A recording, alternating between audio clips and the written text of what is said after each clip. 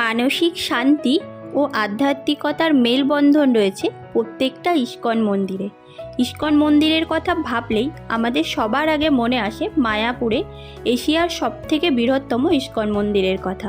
তবে আমাদেরই এই শহর কলকাতাতে শহরের কোলাহল থেকে একটু দূরে প্রতিষ্ঠা হয়েছে নতুন একটা ইস্কন মন্দিরের 2022 সালে। শান্ত পরিবেশ ও আধ্যাত্মিকতায় ভরা এই মন্দিরটা যে কোনো ছুটির দিন বা উইকেন্ডের জন্য একটা পারফেক্ট ডেস্টিনেশন।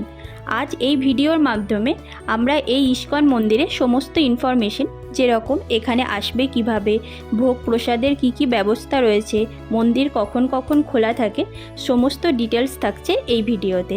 তাই ভিডিওটা স্কিপ না করে অবশ্যই লাস্ট অবধি দেখো।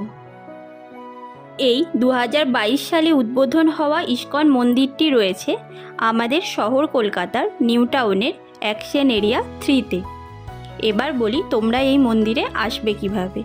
শহরের যে কোনো জায়গা থেকে তোমরা চলে এসো বিশ্ব বাংলা গেট। ওখান থেকে টুয়ার্ডস নিউ টাউন থানার দিকে থানা ক্রস করে আরও কিছুটা এগালেই পড়বে সাপুরজি বাস স্ট্যান্ড। যদি তোমরা বাসে আসো তোমাদের এখানেই নামতে হবে।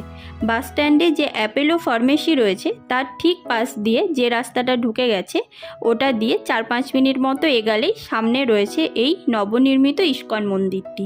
এই রাস্তাটা চাইলে তোমরা টোটোতেও আসতে পারো। টোটোর ভাড়া পড়বে পার পার্সন 10 টাকা করে।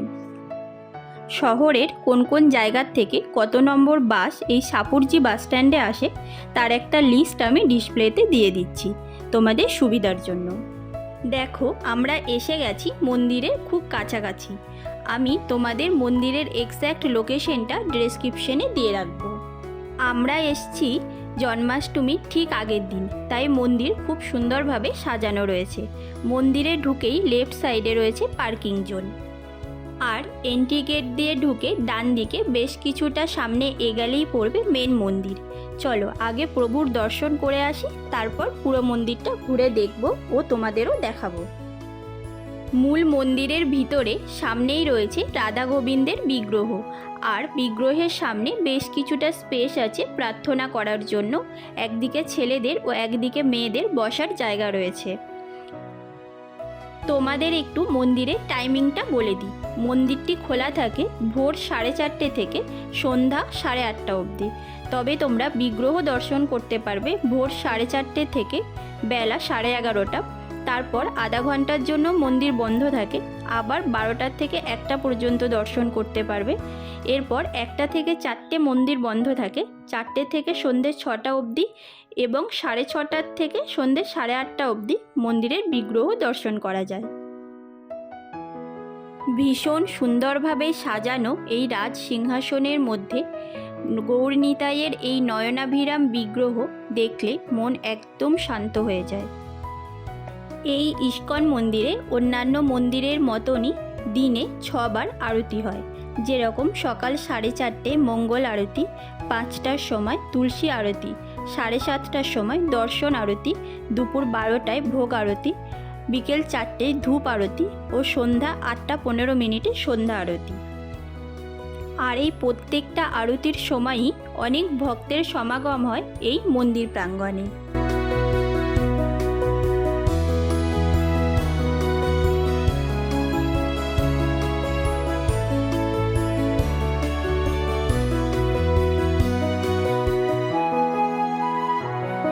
এই মেন রাধা গোবিন্দের বিগ্রহের ঠিক অপোজিটেই রয়েছে প্রভুপাদজি, যিনি হলেন এই ইন্টারন্যাশনাল সংস্থা ইস্কনের প্রতিষ্ঠাতা। ওনার একটা বিগ্রহ, যেটা আমরা সাধারণত সব ইস্কন মন্দিরেই দেখতে পাই। ভীষণই সুন্দর ও নিখুঁত হাতের কাজে তৈরি করা হয়েছে এই প্রভুপাদজির বিগ্রহটি। মন্দিরের ঠিক সামনেই রয়েছে পুষ্পাঞ্জলি নামের এই শপটি। এখান থেকে তোমরা পুজো সামগ্রী নিয়ে মন্দিরে পুজো দিতে পারো। পুজোর ডালার দাম শুরু হচ্ছে 51 টাকা থেকে। এখানে আসলে তোমরা ব্রেকফাস্ট, লাঞ্চ এবং ডিনারে ভোগ প্রসাদ গ্রহণ করতে পারবে।